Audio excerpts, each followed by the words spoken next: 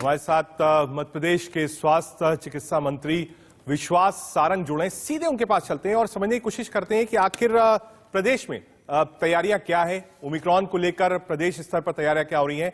बहुत स्वागत है विश्वास सारंग जी आपका इंडिया न्यूज पर। नमस्कार जी, नमस्कार।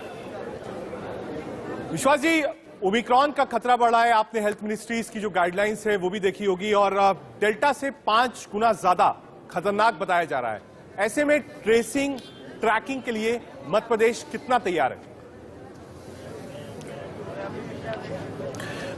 देखिए, हमने यह सुनिश्चित किया है कि हम मध्य प्रदेश में लगातार टेस्टिंग पर जोर दे रहे हैं। जैसा आपने कहा कि हमें यदि कोरोना संक्रमण को फैलने से रोकना है तो हमें टेस्टिंग और ट्रैकिंग पर बहुत ध्यान देना होगा। हम लगभग रोज 70,000 लोगों की टेस्टिंग कर रहे हैं। हम 50 लोगों की कांटेक्ट ट्रेसिंग कर रहे हैं। हम वैक्सीनेशन को लेकर बहुत तेज ड्राइव चला रहे हैं। मध्य प्रदेश में पहला डोज लगभग 94% को हमने लगा दिया है। सेकेंड डोज भी हम लगभग 65% को लगा चुके हैं। हमारा टारगेट है, हम 25 दिसंबर को हमारा जो टारगेट सेगमेंट है उसको सभी को दोनों डोज लगवाएं। हमारी ये तैयारी है हर स्तर पर। हमने यदि संभावित थर्ड वेव है तो उसकी भी तैयारी की हुई है। जन जागरण को लेकर सोशल डिस्टेंसिंग का लोग पालन करें, मास्क लगाएं, इसको लेकर भी हमारे यहाँ लगातार कैंपेन चल रहे हैं। सबसे महत्वपूर्ण है कि हम कोरोना के संक्रमण को आने ना दें, परंतु यदि वो आता है तो उसकी भी हमने तैयारी की हुई है। हॉस्पिटल के एनहेंसमेंट से लेकर आईसीयू वार्ड को बढ़ाना हो, पीडियाट्रिक आईसीयू को बढ़ाना हो, आईसीयू में जितने इक्विपमेंट है उनकी भरपाई करना हो, ऑक्सीजन जनरेशन, ऑक्सीजन स्टोरेज, दवाइयों का प्रोक्योरमेंट, हेल्थ वर्कर की ट्रेनिंग, इस सब विषय पर हम लगातार काम कर रहे हैं और हम ये सुनिश्चित करते हैं कि हम किसी भी चुनौती का सामना करेंगे। परंतु सबसे महत्वपूर्ण यही है कि हम सब कोरोना प्रोटोकॉल का ध्यान रखें और अपने परिवार की रक्षा करें। ठीक है सर, चिंता की बात यह है कि जो लोग अफ्रीका से लौटे हैं, कई ऐसे लोग हैं, भारत सरकार उनको ट्रेस करने की कोशिश कर रहा है। बैंगलोर में 2 लोग ऐसे मिले हैं जो कि ओमिक्रॉन पॉजिटिव है, यानी ये दस्तक दे चुका है। क्या मध्य प्रदेश भी इस पर है कि कौन कौन वो व्यक्ति थे जो विदेश गए थे, बाहर आए थे? कैसे हो रहा है, जो विदेश से लोग लौट रहे हैं उन पर फोकस क्या है मध्य प्रदेश का? देखिए, एक एक व्यक्ति की हम ट्रैकिंग कर रहे हैं। जितने भी नागरिक विदेश से आए हैं उन सब का हमारे पास डेटा भी है और वो सब हमारे संज्ञान में है। और उनके टेस्टिंग की बात हो या केंद्र सरकार की किसी भी तरह की गाइडलाइन हो, उसका पूरा पालन मध्य प्रदेश की सरकार कर रही है। अंतर्राष्ट्रीय जो भी हमारे यात्री हैं उनके बारे में केंद्र सरकार की जो भी गाइडलाइन है उसका हम अक्षरशः पालन कर रहे हैं। और जितने मध्य प्रदेश में इस समय पर फॉरेन से लोग आए हैं वो सब हमारे संज्ञान में है। ठीक है सर, बड़ा सवाल ये है, भगवान न करे थर्ड वेव आए, कोई नहीं चाहता है, चाहे वो सरकार हो, पब्लिक हो, विपक्ष हो, मीडिया हो, कोई तीसरी लहर देखने नहीं चाहता। लेकिन कहा जाता है precaution is better than cure.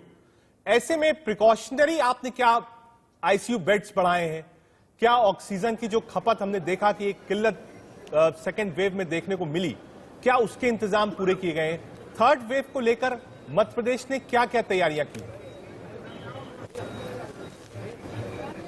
देखिए, मैंने पहले ही आपको बताया, हमने अस्पतालों के बिस्तरों की संख्या में इजाफा किया है, हमने वेंटिलेटर में इजाफा किया है, हमने ऑक्सीजन जनरेशन के मध्य प्रदेश में 180 प्लांट लगाए हैं। ऑक्सीजन स्टोरेज को लेकर हमने अपनी कैपेसिटी को कई गुना आगे बढ़ाया है। हमने जो दवाइयाँ की ज़रूरत इस समय पड़ती है उसका प्रोक्योरमेंट पूरा कर लिया है। हमने हमारे हेल्थ वर्कर की रिक्रूटमेंट से लेकर ट्रेनिंग को लेकर पूरा काम कर लिया है।